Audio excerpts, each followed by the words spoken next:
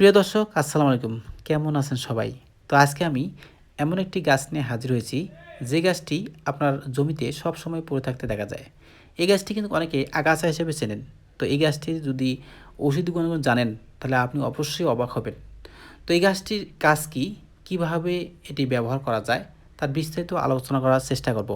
তো ভিডিওটি শুরু থেকে শেষ পর্যন্ত দেখার চেষ্টা করবেন। এই গাছটির নাম চকমিল্কি বা কলকাসুন্দা। গ্রামীণ অঞ্চলে এটি অনেক সময় আগাছা হিসেবে জন্মিলেও আয়ুর্বেদ ও লোকচিকিৎসায় এর পাতা, বীজ ও মূলের দারুণ সব ভেষজ গুণ রয়েছে।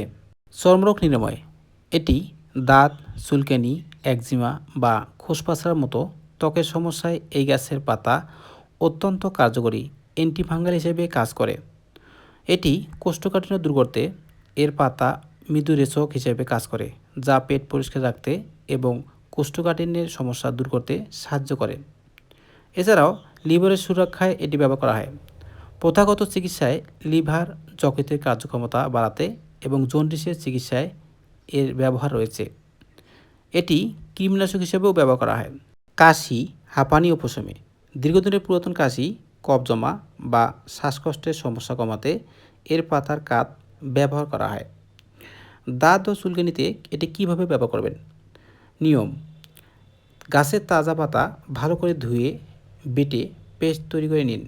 এই পেস্টটি আক্রান্ত স্থানে দাঁত বা চুলকানির জায়গায় দিনে 1 থেকে 2 বার লাগিয়ে রাখুন। শুকিয়ে গেলে ধুয়ে ফেলুন। কয়েকদিন টানা ব্যবহারে দারুণ উপকার পাওয়া যায়। কোষ্ঠকাঠিন্য ও পেট পরিষ্কারে এই গাছ কীভাবে ব্যবহার করবেন?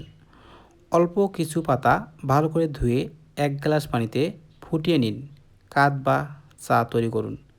পানি অর্ধেক হয়ে গেলে তা ছেঁকে নিয়ে হালকা গরম অবস্থায় রাতে ঘুমানোর আগে খেলে সকালে পেট পরিষ্কার হয়।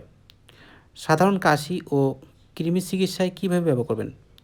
পাতার 1 থেকে 2 চা চামচ রস সামান্য মধুর সাথে মিশিয়ে সকালে খালি পেটে সেবন করলে কৃমি এবং কাশির উপশম হয়। যে কোনো ভেষজ ও ঔষধি উদ্ভিদ অভ্যন্তরীণভাবে ব্যবহারের আগে এর সঠিক মাত্রা নিশ্চিত করা জরুরি। অতিরিক্ত সেবনে পেট খারাপ বা ডায়রিয়া হতে পারে। বিশেষ করে গর্ভবতী নারী বা শিশুদের ক্ষেত্রে এটি সেবনের আগে একজন অভিজ্ঞ কবিরাজ বা আয়ুর্বেদিক চিকিৎসকের পরামর্শ নেওয়া জরুরি। প্রিয় দর্শক, এরকম তথ্যমূলক ভিডিও পেতে বিবিসি বাস ইউটিউব চ্যানেলটি সাবস্ক্রাইব করবেন, লাইক করবেন, কমেন্ট করবেন এবং ভালো লাগলে শেয়ার করবেন। তো আজকের মতো এখানে শেষ করতেছি। আল্লাহ হাফেজ।